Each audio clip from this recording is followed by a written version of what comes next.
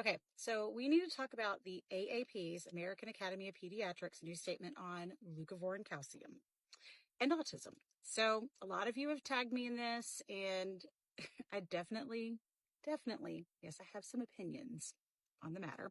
As many of you know, my son takes leukovorin calcium. I've made several videos on this. We have lived experience with this treatment. He has been taking it successfully for about 6 years. We have seen firsthand that this can be very life-changing. Now, first and foremost, leukovorin is not some crazy, risky drug. It's not a cancer drug. It is a high-dose form of folinic acid, part of the B vitamin group, specifically related to folate.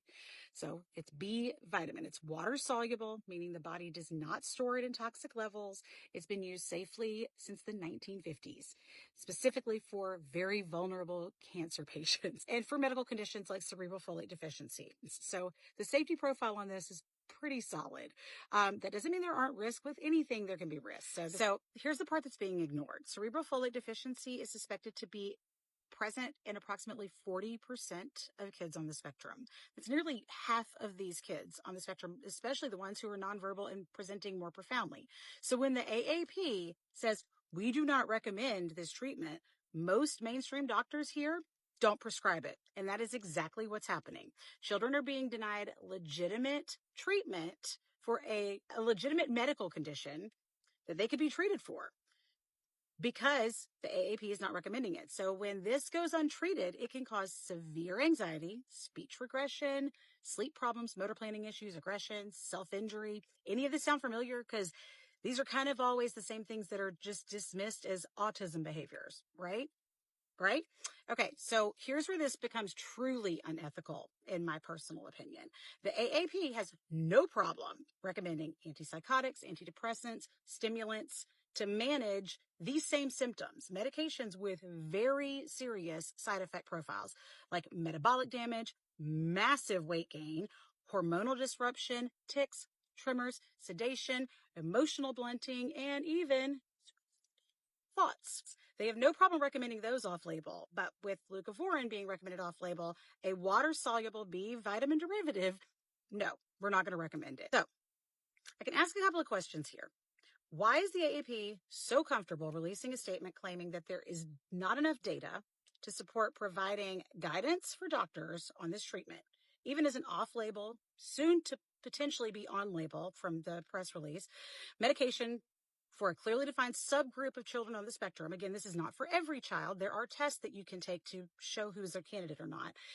Yet they continue to support use of drugs with limited to no long-term safety data to suppress the exact same symptoms that stem from this deficiency. Is it possible? And I don't know, call me crazy, I'm just thinking out loud here, but is it possible that the AAP's major sponsors and partnerships come primarily from pharmaceutical companies that do manufacture those psychiatric drugs, but don't manufacture any version of leukovorin that could currently benefit them financially? I don't know. It's just a interesting coincidence, right? Anyway, my son just is in the back because I had to pick him up from school, so I'll keep going on. But if this is truly needs to be handled on a case-by-case basis, all that the AAP needs to do is provide guidance on who is a proper candidate, how to diagnose, how to test, how to treat.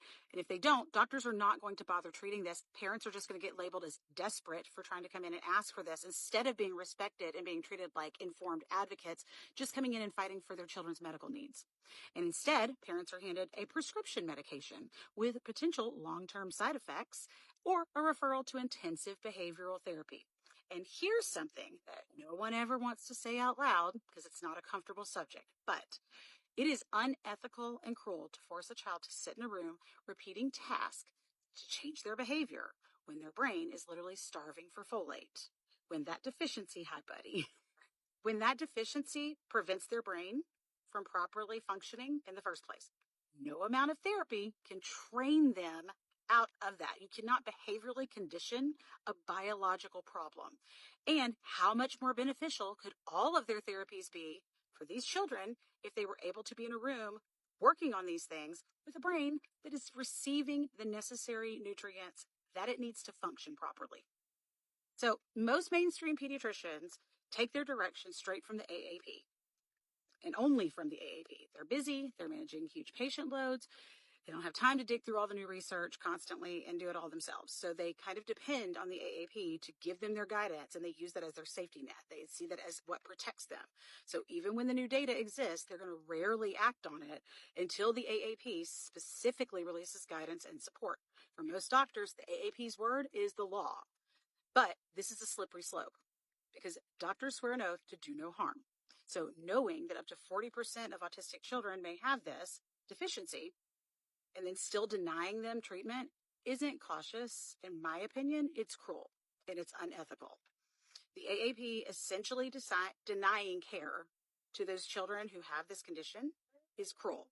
So to the AAP, you're being cruel. But this isn't surprising. And parents, if you're being denied access to testing or treatment, please check the caption below. I'm not here to sell you anything. I'm not here to get anything from you. I want to give you some resources. So if you do want to continue looking for other options, if you think this might be a viable treatment for your child, I want you to be able to find some doctors who might be able to help you and find some other resources. And just understand this is not going to be a treatment that works for every child. This is not a miracle pill. That's not what we're trying to do here. We're not trying to cure anyone's autism. We are trying to get the children who need legitimate treatment, proper medical care. Into the AAP, that's all anyone's asking for. So stop gatekeeping a treatment that is known to be helpful for these kids, and let's get them the care that they need.